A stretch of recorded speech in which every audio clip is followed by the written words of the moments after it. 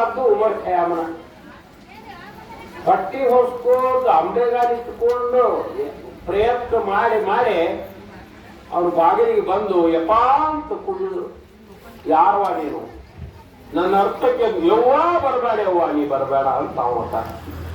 ಎಲ್ಲೋ ಯಪ್ಪ ಆ ನರ್ತಕ್ಕೆ ಅಲ್ಲ, ಈಗ ನಿನ್ನ ಮಗಳಾಗಿ ಬಂದಿಲ್ಲ ನೋಡಿ. ನೋಡೇನು ನಾನು ಹೋಗ್ತಾರೆ ನೋಡು. ನಾವು ಬಾಗಿಲಿಗೆ ಕಿಂಡ್ಯಾಗ ನೋಡ್ತಾನ. ಎಲ್ಲ ಅನಾವರಣಾಗಿತ್ತು.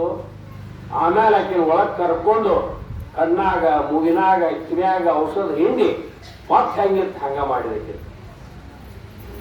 ಮಾಡಿದ ಕೂಡಲೇ ಆ ನರ್ತಕಿ ಅಂತ ಯಪ್ಪ ನೀನು ಬಿಟ್ಟು ನನಗೆ ಗತಿ ಇಲ್ಲ ಅಂದ್ರೆ ನನಗೆ ಗಾಡಿ ತೋರ್ಸವ್ ಏನು ಸೇವಾ ಮಾಡ್ಕೋತ ನಾ ಇರ್ತನ.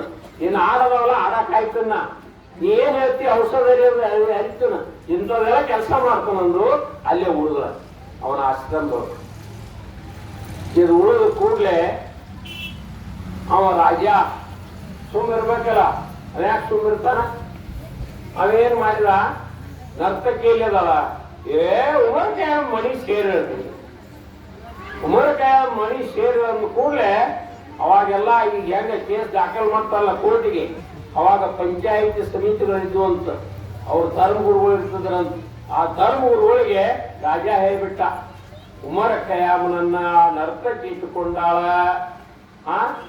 ನನಗೂ ಹಿಂದಕ್ಕ ಇಂಥ ಮೋಸ ಮಾಡ್ಯಾಳಕಿ, ಅದಕ್ಕೆ ನಿರ್ಣಯ ಆಗಬೇಕು ಅಂತೇಳಿ ರಾಜಾನ ಹೇಳಿಬಿಟ್ಟ.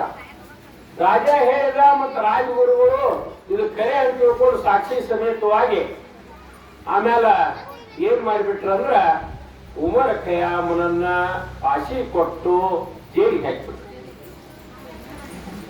ಕರ್ಮಧರ್ಮ ಸಂಯೋಗದಿಂದ ಫಾಶಿ ಕೊಡ್ಬೇಕಾದ್ರೆ ರಂಜಾನ್ ತಿಂಗಳು ಬಂದು ಹೋಗ್ತಿತ್ತು. ಮರ್ದೂಸ್ ರಂಜಾನ್ ತಿಂಗಳಿತ್ತು. ಆಮೇಲೆ ಒಂದ್ ತಿಂಗಳ ಜೈಲ್ನಾಗ ಇಟ್ಬಿಟ್ರು ಉಮರ್ ಖಯಾಮ್. ಉಮರ್ ಖಯಾಮನ ಜೈಲ್ನಾಗ ಇಟ್ರು. ಆಮೇಲೆ ಏನಾತಂದ್ರ ಯಾವ ಗುರು ಇವಾಗ ಫಾಶಿ ಶಿಕ್ಷಾ ಕೊಟ್ಟಿದ್ದ ಅವನಿಗೇನೆ ಟಪರಿ ರೋಗ ಬಂದ್ಬಿಟ್ಟು ರಾಜ ಆ ಕಡೆಗೆ ಈ ಕಡೆಗೆಲ್ಲ ಔಷಧ ತಂದು ಉಪಚಾರ ಮಾಡಿದ್ರೆ ಗುಣ ಆಗುವಂದ. ಯಾರೋ ಒಬ್ಬ ಸೇವಕ ಇದ, ಉಮರ್ ಖಯಾಮನ್ ಔಷಧದಿಂದ ಚಲೋ ಆಕೈತ್ರಿ ಗುರುಗಳ ಅಂದ. ಯಾವ ಉಮರ್ ಖಯಾಮ? ಮನ್ ನೀವು ಫಾಶಿ ಕೊಟ್ರಲ್ರಿ ಅವ ಅಂತಂದ್ರು. ಅವೇನದಾನ ಜೈಲ್ನಾಗ ಅದಾನ. ಏ ಮಾರಾಯ ಹೆಂಗಾರ ನನ್ರು ಗುಣಪಡಿಸಲಿ ಅಂತ ತಿಳ್ಕೊಂಡು ಬೇಡ್ಕೊಂಡಾಗ ಅವ್ರು ಬಂದು ಉಮರ್ ಖಯಾಮ್ಗ, ನೋಡ್ರಿ ಅಪ್ಪ ಧರ್ಮ ಗುರುಗಳಿಗಿಂತ ದೊಡ್ಡ ರೋಗ ಅಂತದೈತಿ, ನೀವ ಕಾಪಾಡಬೇಕು ಅಂದ. ಅವಾಗ ಉಮರ್ ಖಯಾಮ್ ಹೇಳಿ ಕಳಿಸಿದ ಹೆಣ್ಮಗಳಿಗೆ, ಆಶ್ರಮದಾಗಿದ್ದಲ್ಲ ಆಕೆ ಹೇಳಿ ಕಳಿಸಿ ಇಂತಿಂತ ಔಷಧ ಕೂಡಿಸಿ ನೀನ್ ತಯಾರು ಮಾಡಿ ಕೊಂಡು ಬಾ ಅನ್ರಿ, ಅದನ್ನ ಕೊಟ್ಟು ಬಿಡ್ರಿ ಅಂದ. ಆ ಔಷಧ ತಂದ್ರ ಆ ಧರ್ಮ ಗುರು ಕೊಟ್ಟು ಕೂಡಲೇ ಎಲ್ಲ ನೀಟಾಗಿತ್ತು. ಧರ್ಮಗುರು ಎಲ್ಲಾ ರೀತಿಯಿಂದ ಸ್ವಸ್ಥ ಅದ.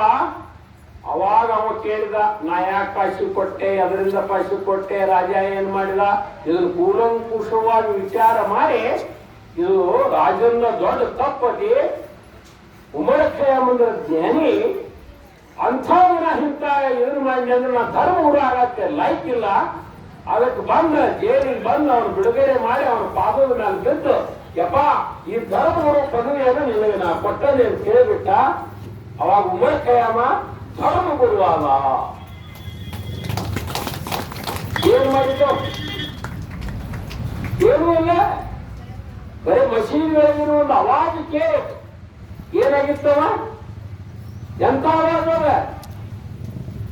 ಹಂಗ ನಮ್ಮ ಸದ್ಗುರುಗಳು ಜೇಲ್ ಶಿಕ್ಷಣ ಅನುಗ್ರಹ ಜಾಲ, ತೇಜನೆ ಮುಕ್ತ ಜಾಲ, ಬಂಧನ ಕಾಯಿನಾಗಿ ಆತ್ಮೇಲ ಬೋಧಿಸರೆ.